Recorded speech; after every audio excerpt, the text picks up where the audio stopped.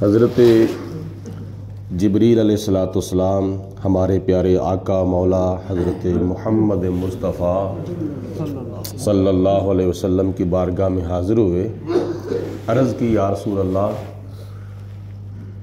اللہ تعالیٰ بھی اپنے بندوں میں سے 3 چیزیں بہت پسند فرماتا ہے۔ نبی پاک صلی اللہ علیہ وسلم نے ارشاد فرمایا کہ وہ کون کون سی چیزیں ہیں، وہ کون کون سے کام ہیں جو اللہ کو بھی اپنے بندوں میں سے پسند ہیں۔ حضرت جبریل علیہ السلام نے بذل الاستطاعہ، پہلی چیز اللہ پسند کرتا ہے کہ اس کے بندے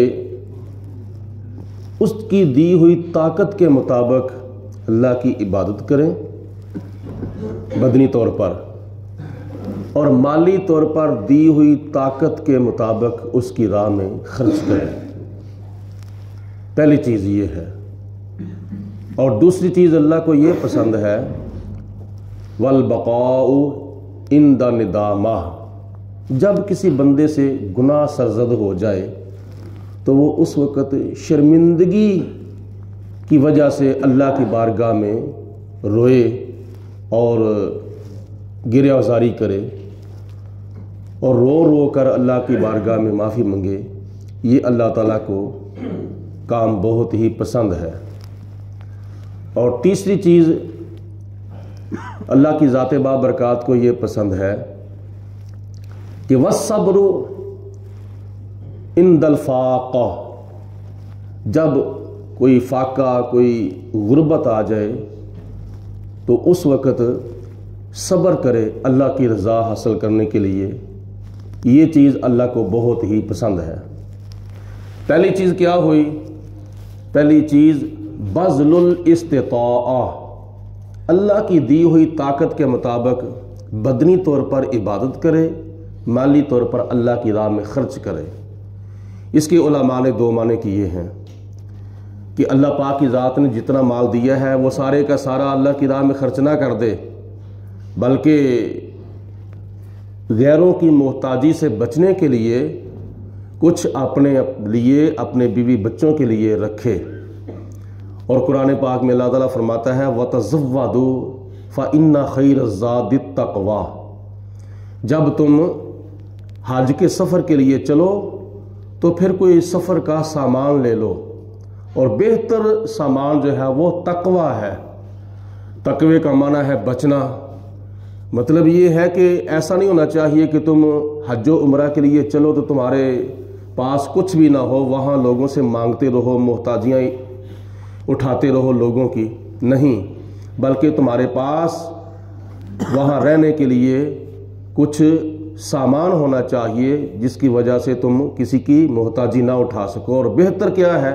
بہتر توشہ جو ہے، بہتر سفر کا سامان جو ہے وہ ہے تقوی، یعنی اللہ تعالیٰ کی ذات بابرکات سے مانگنا اور کسی کے آگے تلی اور ہاتھ نہ پھیلانا، کیونکہ نبی پاک علیہ السلام نے حدیث پاک میں ارشاد فرمایا ہے نیچے والے ہاتھ سے اوپر والا ہاتھ جو ہے وہ بہتر ہے۔ نیچے والا ہاتھ مانگتا ہے اور اوپر والا ہاتھ دیتا ہے، تو تم لینے والے نہ بنو بلکہ دینے والے بنو، تو اللہ تعالیٰ تمہیں بھی پھر عطا فرمائے گا۔ اگر اس کا معنی یہ کیا جائے کہ بدنی طور پر تم اللہ کی دی ہوئی طاقت سے خدا کی عبادت کرو، تو اس کا معنی یہ بنے گا کہ کافی اس طرح کی عبادتیں ہیں جن پر بدن کی طاقت استعمال ہوتی ہے۔ دیکھو ابھی ہم نے نماز ادا کی ہے تو نماز کے اوپر طاقت استعمال ہوئی ہے، لیکن بہت کم استعمال ہوئی ہے۔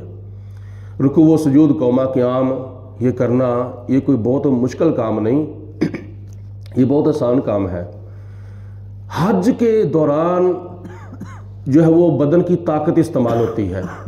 طواف کعبہ کرتے ہوئے جب زیادہ رش ہو اور صفا مروہ کی سعی کرتے وقت درمیان میں مردوں کو بھاگنے کا حکم ہے، ایک سبز لائٹ سے لے کر دوسری سبز لائٹ تک ذرا دوڑنے کا حکم ہے، جناب حاجرہ رضی اللہ تعالی عنہا کی سنت ہے۔ اور اسی طرح میدان عرفات میں، میدان مزدلفہ میں، میدان منا میں حاضر ہونا اور ان 3 مقامات پر حاضر ہونا، یہ بدن کی طاقت استعمال ہوتی ہے۔ کئی لوگ جو ہیں وہ پیدل چل پڑتے ہیں، اور خاص کر کے جب شیطانوں کو کینکریاں ماری جاتی ہیں تو اس وقت طاقت استعمال ہوتی ہے۔ اسی طرح رمضان المبارک کا روزہ رکھتے وقت بھوک اور پیاس برداشت کرنی پڑتی ہے۔ رزق حلال کمانے کے لیے جب بندہ محنت مزدوری کرتا ہے تو اس وقت بدن کی طاقت استعمال ہوتی ہے۔ رمضان المبارک کے اندر جب رات کو نماز تراویح ادا کی جاتی ہے، حافظ صاحب جب منزل سناتے ہیں نماز تراویح کے دوران، تو ایک ایک رکعت کے اندر 2-2 منٹ، 3-3 منٹ، 4-4 منٹ، 5-5 منٹ نمازی حضرات جب کھڑے ہوتے ہیں تو یہ بدن کی طاقت استعمال ہوتی ہے۔ تو جناب جبریل علیہ السلام نے عرض کی، یا رسول اللہ کی دی ہوئی طاقت کو اللہ کی عبادت کے لیے اور اللہ تعالیٰ کے دیے ہوئے مال کو اللہ کی راہ میں طاقت کے مطابق خرچ کرنا، یہ بندوں کا جو کام ہے نا، یہ اللہ کو بہت ہی پسند ہے۔ اور دوسری چیز والبقاء عند ندامہ، ندامت کے وقت اللہ کی بارگاہ میں گرہ آزاری کرنا اور رو رو کر معافی مانگنا اپنے گناہوں کی، یہ کام بھی اللہ کو بہت پسند ہے۔ یعنی وہ آنکھ جو اللہ تعالیٰ کے خوف میں روئے اور اللہ تعالیٰ کی یاد میں آنسو بہائے اپنے گناہوں کی معافی کے لیے، تو اللہ تعالیٰ کو یہ کام بہت ہی پسند ہے۔ نبی پاک صلی اللہ علیہ وسلم نے فرمایا، رو رو کر اللہ کی بارگاہ میں اپنے گناہوں کی معافی مانگا کرو۔ خدا نہ خواستہ گناہ کر کر کے اگر دل پتھر ہو چکے ہیں تو رونا نہیں آتا، تو نبی پاک علیہ السلام نے فرمایا رونے والا منہ ہی بنا لیا کرو۔ جب تم رونے والا منہ بنا لو گے تو اللہ تعالیٰ کی ذات بابرکات پھر تمہارے گناہ معاف فرما دے گی۔ تو یہ بہت بزرگان دین اولیاء کاملین کے اندر چیز ڈالی جاتی تھی۔ حضرت امام اعظم ابو حنیفہ رحمۃ اللہ تعالی علیہ جب رات کو مصلی بچھا کر اللہ کی بندگی کرتے تھے تو اتنا روتے تھے اللہ کی بارگاہ میں، اتنی گرہ آزاری کرتے تھے کہ سجدے والی جو جگہ تھی نا مصلی کے اوپر، اس کے اوپر آنسو جب گرتے تھے تو سجدے والی جگہ جو ہوتی تھی وہ آنسوؤں سے تر ہو جایا کرتی تھی۔ کئی بزرگوں کی داڑیاں جو تھیں وہ بھیگ جاتی تھیں اللہ کی بارگاہ میں گرہ آزاری کرتے وقت، تو پھر بھی صبح اٹھ کے کہتے تھے اگر ابو حنیفہ کو اللہ پاک نے قیامت کے دن بخش دیا تو یہ بڑی حیرانگی کی بات ہوگی۔ راتی جاگے تے شیخ صداویں تے راتی جاگن کتے، پونکنوں ہرگز باز نہ آوندے تے جا روڑی تے ستے، دار مالک دا چھڑ دے ناہی تے پاویں 100 وجن جتے، تے بلیا تمہیں یار منا لے نہیں تے بازی لے گئے کتے۔ رات کو کتے بھی جاگتے ہیں نا، لیکن ان کا جاگنا اور ہے، بندے کا جاگنا اور ہے۔ تو رات کو بندہ جاگے تو ٹی وی کے آگے بیٹھنے کے لیے نہیں، انٹرنیٹ پر بیٹھنے کے لیے نہیں، فیس بک دیکھنے کے لیے، یوٹیوب دیکھنے کے لیے نہیں، گوگل دیکھنے کے لیے نہیں، بلکہ رات کو بندہ جاگے تو اللہ تعالیٰ کی تسبیح بیان کرنے کے لیے، اللہ تعالیٰ کا ذکر و فکر کرنے کے لیے، اللہ تعالیٰ کی یاد میں رات کو جاگے تو پھر یہ جاگنا اس کا کیا ہوگا؟ عبادت۔ ہم ساری رات جاگ تو نہیں سکتے۔ دیکھو نبی پاک علیہ السلام نے ہمیں ساری رات کی عبادت کا ثواب حاصل کرنے کے لیے کتنی آسانیاں عطا فرمائی ہیں۔ ہم سارا دن گزارتے ہیں محنت مزدوری کے دوران، اور رات کو جب ہم سوئیں تو پھر سوتے ہی رات گزر جاتی ہے، جبکہ پہلے لوگ ساری رات اللہ تعالیٰ کی بندگی کرتے رہتے تھے تو پھر ان کو ثواب ملتا تھا۔ نبی پاک علیہ السلام نے فرمایا تمہارے لیے میں آسانی کرتا ہوں اور تمہیں میں خوشخبری دیتا ہوں کہ جو بندہ عشاء کی نماز کے بعد جماعت کے ساتھ ادا کرے اور پھر سو جائے اور صبح اٹھ کے فجر کی نماز جماعت کے ساتھ ادا کرے، اللہ اس کو ساری رات کی عبادت کا ثواب عطا فرماتا ہے۔ ٹھیک ہے۔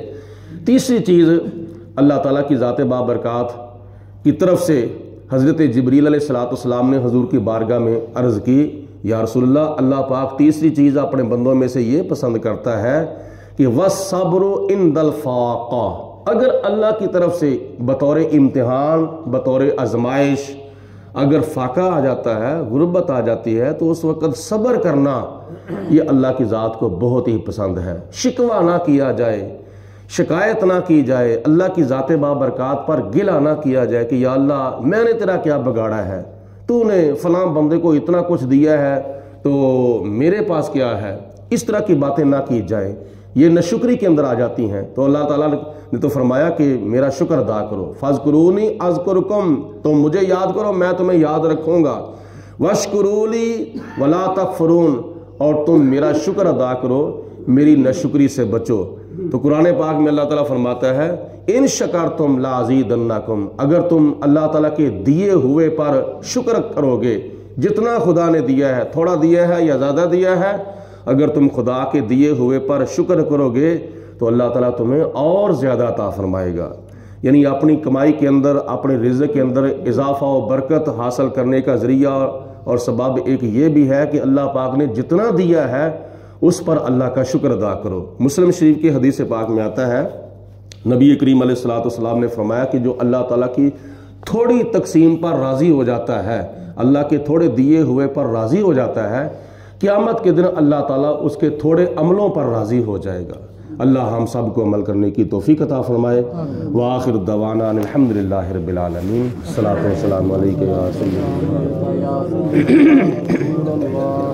وعلی آلک واصحابک یا سیدی یا حبیب اللہ، الصلاۃ والسلام علیک یا رحمۃ للعالمین وعلی آلک واصحابک یا خاتم النبیین، اللہم صلی علی سیدنا ومولانا محمد معدن الجود والکرم وآلہ وصحابہ وبارک وسلم۔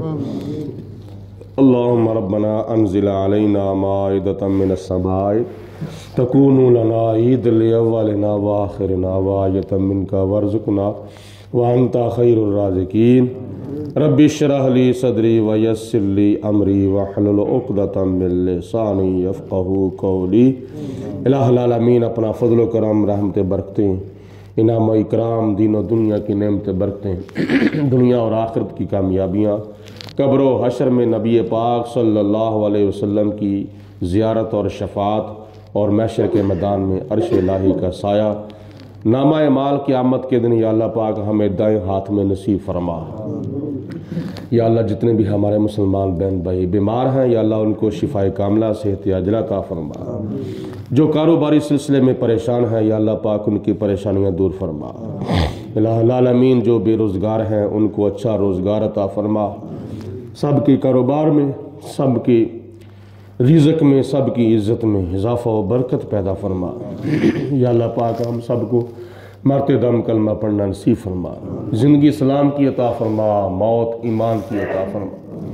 الہ العالمین ہم خالی جھولیاں لے کر تیری بارگاہ میں حاضر ہوئے، اپنے فضل و کرم سے بھرپور فرما۔ یا اللہ پاک ہم سب کو نبی پاک علیہ السلام کی سچی محبت اور حضور کا سچا پیار عطا فرما، نبی پاک علیہ السلام کا پکا سچا حقا امتی بننے کی توفیق عطا فرما۔ یا اللہ پاک ہمارے پاس جتنا علم ہے ہمیں اس پر عمل کرنے کی توفیق عطا فرما۔ ربنا اغفر لنا ولاخواننا الذین سبقونا بالایمان ولا تجعل فی قلوبنا غلا للذین آمنوا ربنا انک رؤوف رحیم۔ یا اللہ پاک نبی پاک علیہ السلام کی ساری امت پر رحم و کرم فرما۔ وصلی اللہ علی حبیبہ محمد وآلہ وصحابہ اجمعین برحمتک۔